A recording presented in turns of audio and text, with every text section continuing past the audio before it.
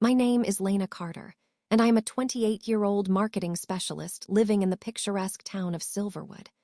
I have always been a little different from the rest. I embrace my quirks, whether it is my vibrant green hair or my penchant for all things vintage, and everyone in town knew who I was. But while my eccentricities made me a local oddity, there was something darker lurking beneath my cheerful exterior. For years, I had been working diligently at the Silverwood Marketing Group, where my creativity and ideas were often overshadowed by my colleague Myra, who seemed to have a talent for taking credit for other people's work. I was constantly overlooked, and it began to wear on my spirit. Something had to change.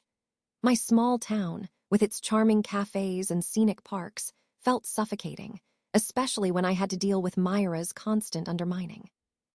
One dreary Friday afternoon, the spark that ignited my desire for revenge came in the form of a company meeting. The room was buzzing with excitement as our manager announced a contest meant to invigorate our marketing campaigns.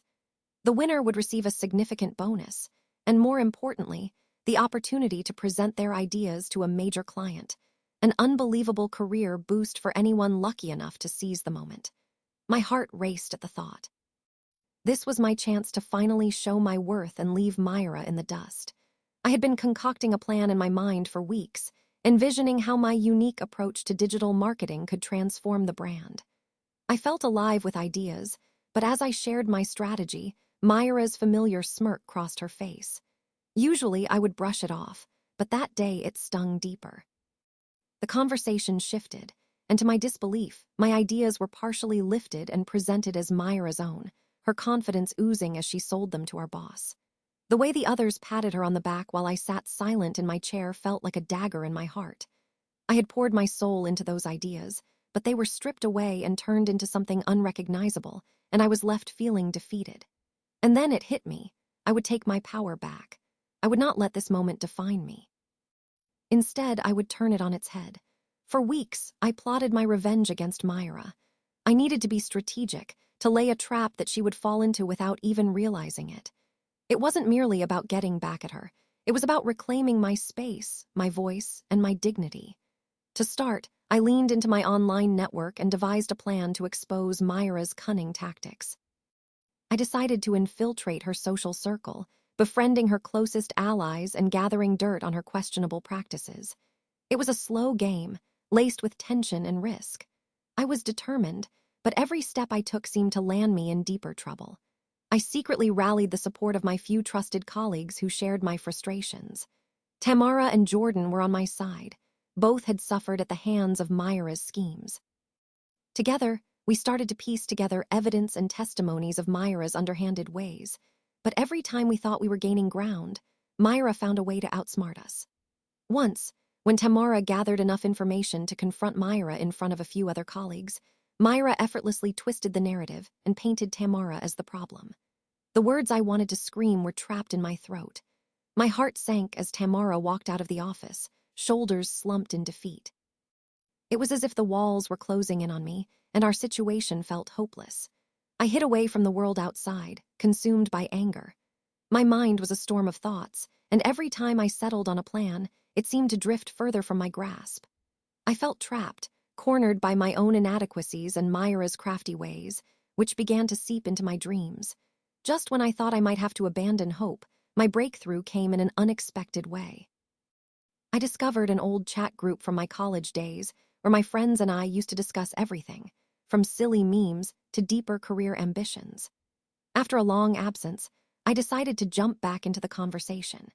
It wasn't long before I was reminiscing with an old friend named Cassie, who had forged a successful career in corporate espionage. As we exchanged stories about our lives, I learned that she had insider knowledge and tips on exposing deceitful practices within companies. Her stories reignited my fire. I realized that I could gather the facts, the stats, and the evidence to take down Myra in a way that would be undeniable. This was it. I plunged myself into research about the exact methods Myra used to manipulate situations to her advantage. I started compiling instances from her career history, the lies she had told to the upper management to elevate her position, her interactions with our colleagues, and her downfalls that she had so expertly hidden. I even created a small online database of our office's interactions, noting every twisted word she had spoken and every moment she had compromised others for her gain. It was a meticulously crafted plan, filled with evidence that would expose her true character. With every detail added to the database, my heart raced a little faster, knowing that I was finally going to confront my nemesis head-on. Gracefully, I orchestrated a meeting with several colleagues, presenting my findings.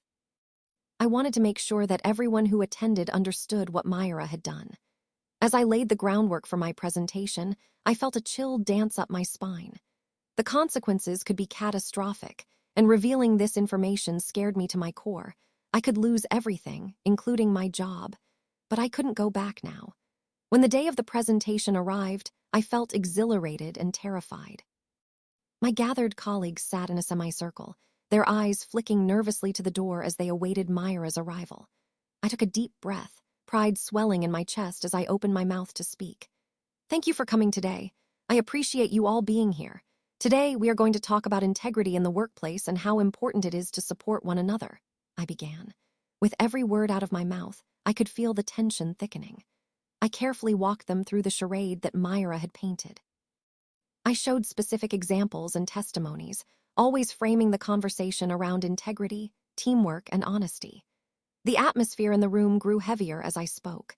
Then, the moment arrived. Myra burst into the room, her expression shifting from confusion to fear as her name echoed around the room, accused of lying and manipulation. In that instant, I grasped the edges of the table, and I felt boundless strength pulse through me. I had fought for my voice, my identity, and my dignity, and this confrontation was the moment I had been building toward for months. Myra's face grew pale as my colleagues began to back me up. The truth had turned the tides, and what I had set into motion turned into something I hadn't anticipated. Down went Myra's masked bravado, and she collapsed like a house of cards. What I had hoped would be a moment of triumph shifted quickly. She lashed out as the reality hit her, casting blame and attempting to drag everyone around her down. My heart sank as I witnessed colleagues weighing their loyalty to her against their trust in me. I felt like I was standing in a storm as it raged around me. Then something incredible happened. One by one, they acknowledged what they had seen, what they had learned, and the injustices they had endured. Realization flickered like a candle on the verge of burning out, and the room began to fill with the fervor of hope. We were all on the same side, and there was strength in numbers. Together, we pushed back against the darkness that had shadowed our company for too long. As the dust settled on that chaotic meeting, I felt light. I knew that I had changed the landscape of my workplace. Myra would not recover from this. I also understood that with my actions came a price, and though she had aimed to sabotage others' careers, I would have to bear the consequences of my own decisions. A few weeks later, the announcement came from our upper management. Myra had been dismissed from her position due to her deceitful practices, and in that moment, I felt a weight lift off my shoulders. The feeling that my world had transformed wrapped around me like a warm blanket. There was a palpable shift in the office environment. Our team came together in ways I had only dreamed of before, forging relationships built on trust. I felt seen, respected, and understood for the first time in my career. In the end, the journey took me deeper than I thought possible, but the road to victory was bittersweet. I had reclaimed my power, but it meant grappling with moral lines I had crossed. I discovered my strength, learned to harness my creativity in ways I never thought possible, and had become a leader among my peers. As time passed, Silverwood was no longer just a small town where I was merely the eccentric marketing girl. It became my home, and with it, I found my true self.